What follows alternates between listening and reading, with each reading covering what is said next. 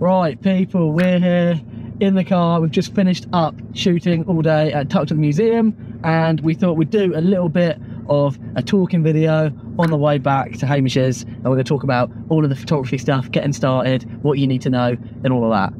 So basically farming you for watch hours, so watch this video to the end so I fucking monetize his channel. When I first got into it, I was like, do I get a fucking prime lens, do I get a zoom lens, do I get a 50mm, do I get an 85mm? I was YouTubing like, what lens do I need? Because I didn't know anything about photography. Hadn't shot on any lenses, so I was like, I don't know what I want, I don't know what I need. And you think there's like one simple thing that's going to make all the difference, when in reality, obviously there's lenses that are better than others, but each lens is good for at least one thing. Basically, it doesn't really matter.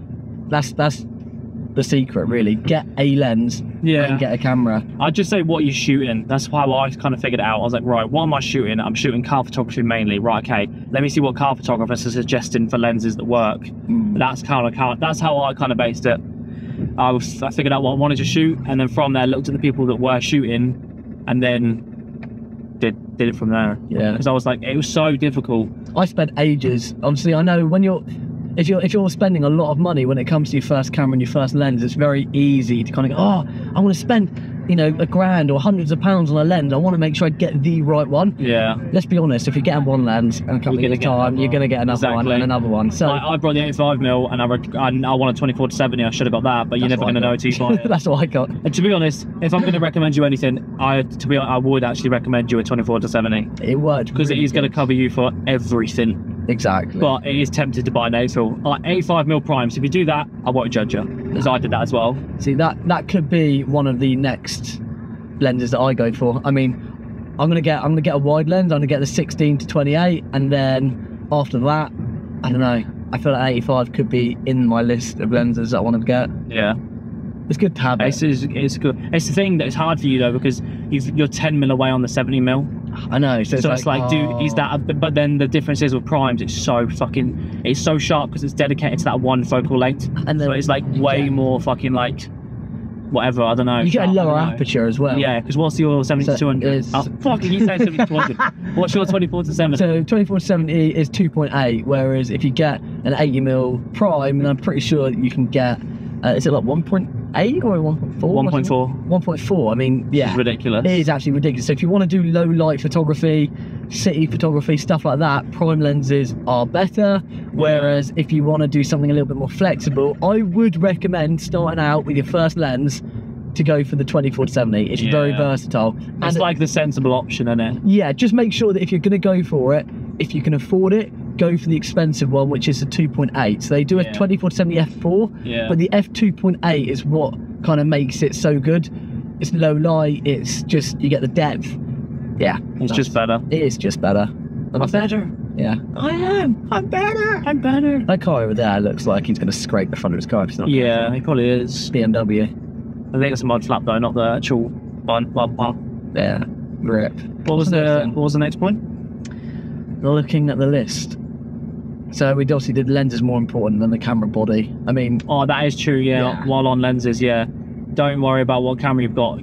Don't buy an expensive camera and then put a cheap piece of glass on the end of it, because at the end of the day, the lens is the thing that you're going to be fucking looking through, or that the camera's looking through. The only difference is cameras have more megapixels, maybe some more features. They're a bit faster. They can shoot 4K in certain modes. Other than that, they all fucking take pictures. Do you know what I mean? They all have aperture. If you're not blowing it up on the side of a wall, you don't need that many megapixels for Instagram. I would concentrate more on the lens compared to the camera body. Don't get me wrong, if you've got an expensive camera body and an expensive lens, all fucking great. Yeah. But I wouldn't worry if you've got a cheapish camera. You can put a decent lens on it and you'll be fine. You're actually better off probably saving a little bit of money on the camera body and actually dropping that down a little bit. So maybe instead of going for like the A7R5, go for the 3 or the 4, like we've got, and actually that money you've just saved from buying that really expensive body, you can put into a better lens, or you can get 2 lenses. You know, there's no point.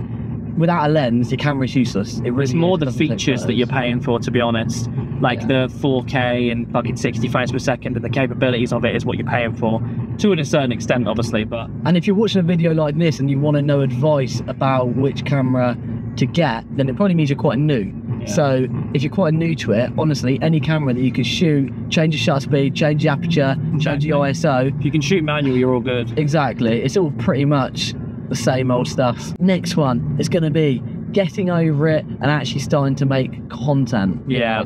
I feel like Hamish was actually the one that kind of pushed me into making the content, because I'd done Instagram for a few years and I gained like 1,000 followers, and I kind of ended to stop there, and it just completely dropped off. I didn't push it, I didn't make any more content, I never made any reels, and I just kind of got into a bit of a rut, and I was like, oh, no one's seeing anything, I'm just going to give up. And I didn't do anything for about 6 months, and then Hamish came along and he had like 300 followers at the time, and then he started doing these daily reels, and I was watching them and I was like, I need to start doing something. And then I sent you a voice note and you're like, just do it, just get your camera out and do it. And I was like, really? And you're like, yeah, ignore it, ignore what anyone says.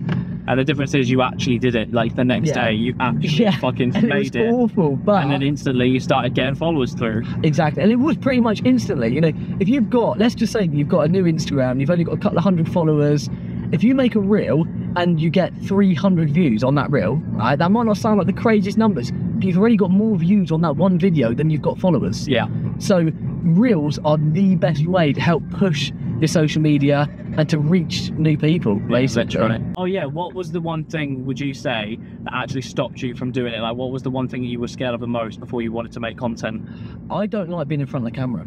And I'm getting better with it, but like, it feels weird, and you're like, oh, I'm talking to this camera, it's cringe, and I'm walking around and I've got a camera set up, and oh, what do you know, you're not some kind of celebrity, like it's almost like this, you have to, it's the worst thing ever. You feel like everyone's going to judge you for being like a bit egotistical or something like that. That was the thing that stops me doing it the most, was thinking about what other people are going to be thinking about when watching it. Because like, fuck, my friends are going to see it, my mum's going to see it, my old friends from school are going to see it, but like, look at this dickhead, he's got no followers and he's making content. When now I've got 35k, I don't give a fuck. No.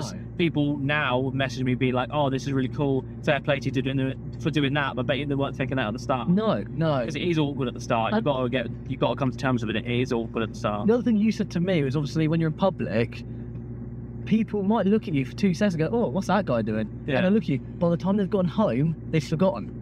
They've genuinely forgotten about it, and you're going to think it more. You're going to overthink it more than they are. Where are we? I got distracted by the talking in public car park drama. It's not that, but it takes a while. You're not going to be able to do it straight away, but trust me, as soon as you get over it, you'll realise no one gives a shit. People are going to say something or see you for a couple of seconds. They might talk about it and chat some shit.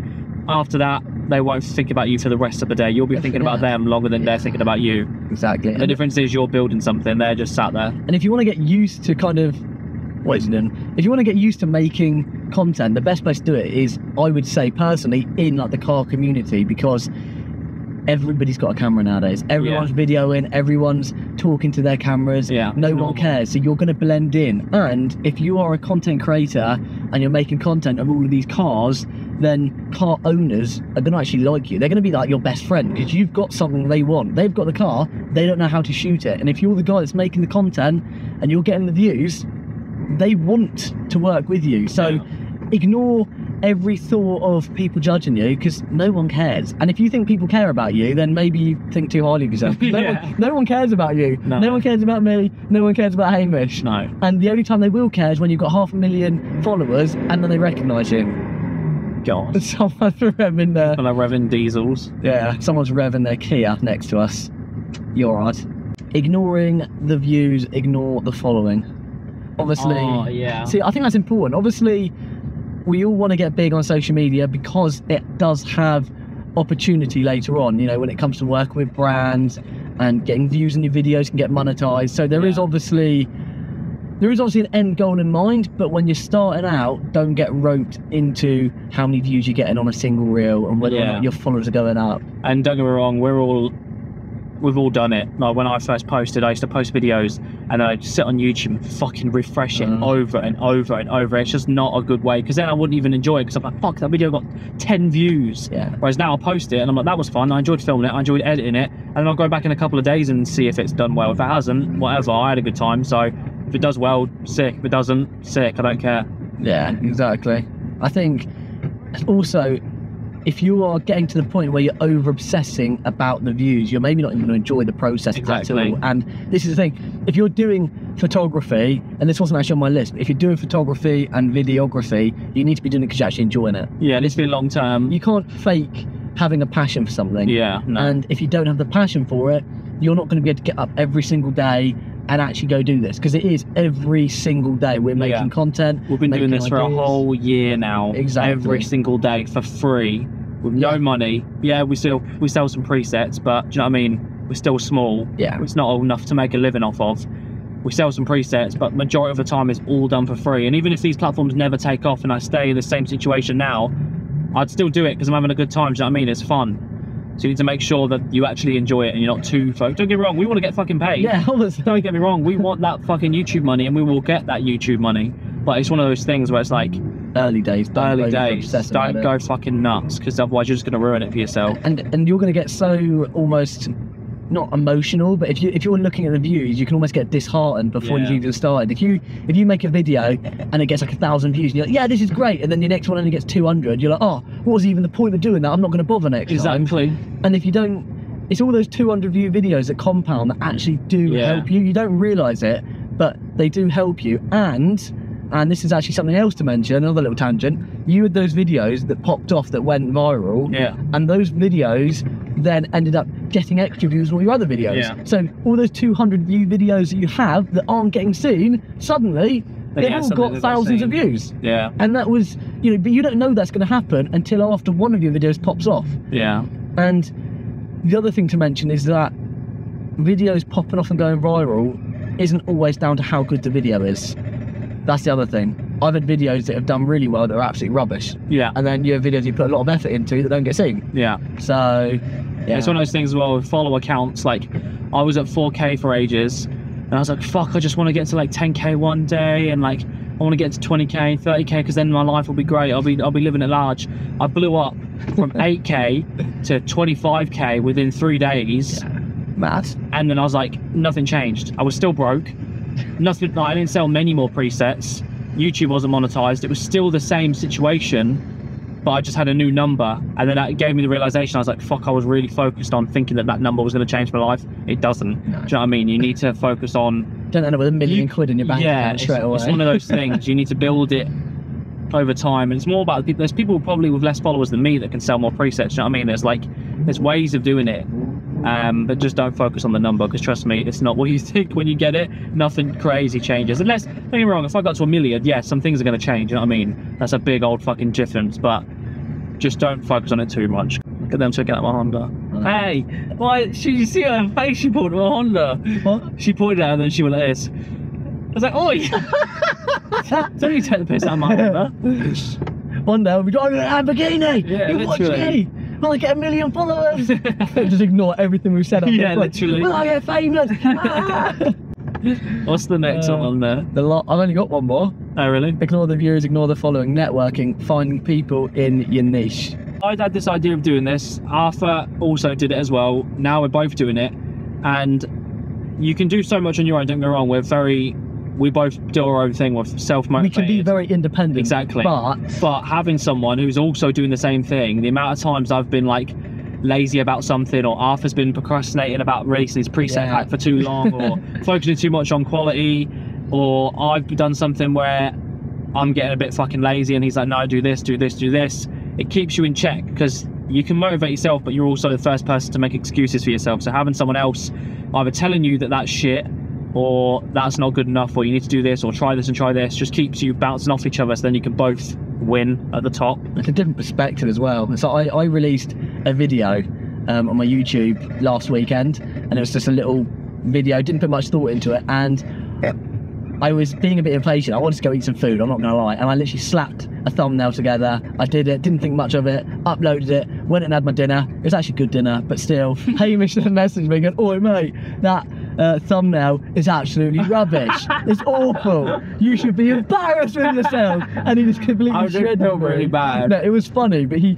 was kind of like roasting me. He was like, mate, your video is really good, but the thumbnail is absolutely rubbish. And he was like, I'm going on Discord later, so jump on with me. And then in the end, it was meant to be Hamish helping me to do it. I gave up, and he actually made the thumbnail for the video. So the thumbnail that's on my YouTube is his. And so having an extra perspective or a different pair of eyes is just great, especially when you're doing something creative, because sometimes it's hard to see it from someone else's perspective. You only see it from your own view. Yeah, you need to be able to call each other out and like, because at the end of the day, if I win, Arthur wins. If Arthur wins, I win. If you build a group of people, you all build each other up. Yeah. For example, North Borders and his whole crew, every time someone gets added to that group, they are now popular. They are now trending with those people. Like Faye, she wasn't in the group. Now she's in the group. Everyone knows who the fuck she is. Yeah. Everyone's watching her stuff. YouTube's monetized. She's selling presets. Don't get me wrong, she would have probably done that on her own anyway, but her being in that group just helps because they're all boost each other up together. Yeah. They've got this like big ecosystem. Massive. So that if you can build a network like that, people love watching groups and love watching, like, they just want to be involved in something like that. So if you can build something like that, you're all gonna, it's not a competition, do you know what I mean? I could see Arthur and be like, oh, fucking fuck him, he's got better photos, or I make better videos, oh, I don't want him to do well, fuck that guy. Yeah. It wouldn't, like, what's the benefit in that? Whereas him being part of my content, me being part of his content, just boosts us both up. We both learn from each other's stuff, and then we both benefit if one of us blows up. Do you remember that guy on TikTok ages ago? When I think I put a video out, and it was funny. No hate to this guy because he's probably a nice guy. Fuck but he was like, oh, you're just copying Hamish or whatever. And he tagged you in it. And this is early days, and we'd actually done a little editing collaboration together already at this point. But this guy's like, you're just copying Hamish. I was like, no, I'm not trying to just copy Hamish. I'm doing something similar, but we're both doing something similar. It's like everyone's doing the same fucking This thing. is the thing, we put our own spin on it, be like, you're just copying Hamish, and then Hamish comes and I was like, mate, calm down. Yeah, I was like, we're shut doing up. the same thing. We're literally But we've had a Discord call about this, saying we both need to make daily tip reels because it's a way to go viral. Exactly. So we're on this same wavelength, and we've got the same vision. So you need to do that. That's a massive thing. If you can go to your local car meet, speak to some other photographers, see who else is in your community, and then you can actually, I don't know, make some friends. Basically, you need friends. Yeah, and it's one of those things. It's like, don't reinvent the wheel. Like, everyone's doing it. And yeah, you might think there's already loads of people doing it, like North Borders and Life for Optics. Okay, they're already done well, so no one else. There's no room for anyone else. Yes, there is, because you know what's different? The person making the content. Me and Arthur make exactly the same fucking videos, basically. But I'm different to Arthur. Arthur's different to me. North Borders is different to Life for Optics. Everyone's got their own personality, which is why it's like, for example, I like to use motorbikes. For example, my motorbike content creators. Because you don't see their face, it's literally just a chin mount, the bike they're riding, and the place they're going in front. Everyone's videos are literally exactly the same apart from the road, but what makes them different is the person talking. Like, you're funny, or you're like more serious, or you say this, and that's why they were like, I watch certain people on bikes on certain different days because I'm looking for a different mood. If I want something more serious, I'll watch Peter McKinnon. If I want something more fucking taking the piss, I'll watch North Borders because it's funny. You've all got different things to add to the same niche. It doesn't need to be something crazy different. So yeah, when you jump in front of the camera, try to make sure you're not being too monotone. Yeah, Obviously, yeah. You don't want to be like, You don't want to be fake. you don't want to be fake, But it's just a little bit. You'd be lying if it's not a little bit more energy. Like, Yeah. I'd probably normally talk like this, and I'd be sat there with a straight face. But Yeah, because I'm on camera, It's really boring. because I'm on camera, I am giving it a little bit more energy because it's like people are gonna be fucking watching. You got to at least try. Yeah. Can't just put no effort in as part of it. And It's also, not a character. don't it's look just- like you're bored and you hate every minute of it. Exactly, it should just be fun. If you look like you're hating making the content and you're hating the whole thing, then I don't know. No one's going to want to watch you do it. They like enthusiasm. They like the excitement. That guy was just like on his phone. I know. I only let him go because it's an MX-5. All the other people who just driven past, ignored them. Now we've let a few out actually, to be fair. Continuing on the networking trend theme, it isn't just networking with other photographers as well, it's going to events and actually networking and getting opportunities. So this is how it's massively benefited me. Last year I started going to the first car meet I'd actually ever been to, really, was last year. And I've liked cars for a while, but I never went. And the first one I went to was one called Cars and Cuppers, I think. Cars and Cuppers? Cars and Cuppers, yeah, in Exeter. And I went there and I met someone called That Flippin' Yaris on Instagram. That's his Instagram. And I met him, really, really nice guy. And I saw him there. And I didn't think much of it. I spoke to him for a little bit, spoke to some other people. And next month, I went to the same event, saw the same guy. He immediately came over to me. He was like, hey, mate, how's it going? Good to see you. Loving the content recently.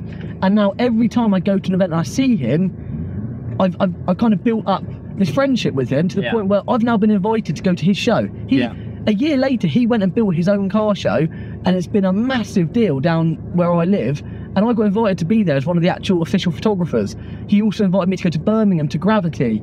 And I would never have got those opportunities had I not have just gone to that event and networked with them in the first place. So you never know if you talk to someone where it might lead. What was I just about to say? Networking, you never know who's watching. Yeah, you never know who's watching, because you could be posting photos but no one's seeing it, but there might be some business owner who is actually watching your photos, might not comment, might not message you, but he's just waiting for the right time, and then he sees the post, he's like, right, you know what, now I'll message him, and then he goes through and sends you something that they're seeing. So the other thing is, you don't even know the people that you talk to. If someone comes over to you and they start talking to you about like the photos that you're taking, speak to them. The amount of times I've been taking photos of a random car and I've been talking to this person and he's been speaking to me about cars and this and that, and I'm like, oh, which car's yours? And he'd be like, oh, just the green one over there. And I was like, oh, which one? And he goes, the green Lambo. And it turns out that he actually owned like this Lamborghini Performante or whatever it's called. And I'm like, what? Like, this random guy that came over and started speaking to me actually owns one of the nicest cars at the show or the meet.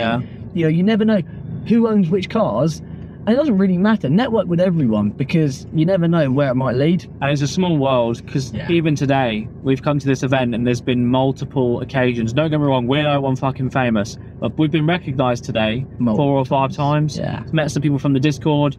I've heard some people say my name a couple of times behind me. People see your stuff. Do you know what I mean? If you're in that sort of scene, we're at a car event, there's fucking shitloads of car photographers.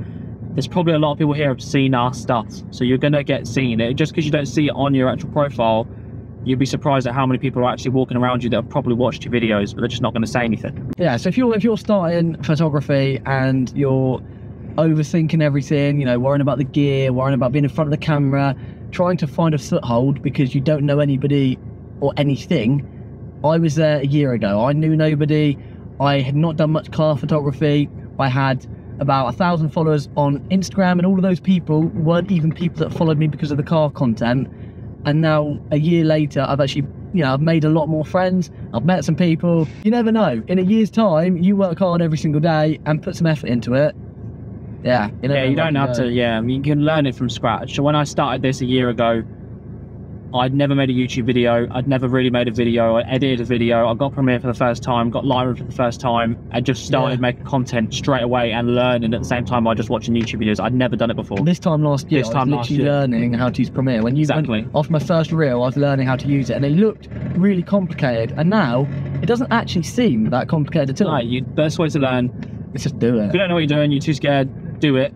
And you'll know what you're doing. You literally just do it, you just go do it over and over. Make a video, post a video, make another video, post a video, and just rinse and repeat. And slowly over time, you will get better. Even if it's a little bit every single day actually equals quite a lot by the end of the first year. That's why quantity, we're trying to outro this video, but we're going on another tangent. Yeah, I know. Quantity makes room for more improvement. If you just try and focus on almost kind of the situation with Arthur and his preset pack, if you focus too much on one thing and you don't post it because you're trying to make it absolutely perfect, well then you've only got that one chance to learn something and that one chance to make it good. Whereas if you just keep making loads, not that he's making shit packs, but if you just keep making loads of shit videos or loads of shit photos and loads of shit packs, you'll learn a lot quicker to make the really good one instead of just focusing everything on one specific thing. Because then it's like, once that's done, well, you're just one step forward now, whereas that person's took 50 steps forward, made loads of more mistakes, but they're way further ahead of you now. Does that make sense? And the best part is, obviously, a year down the road,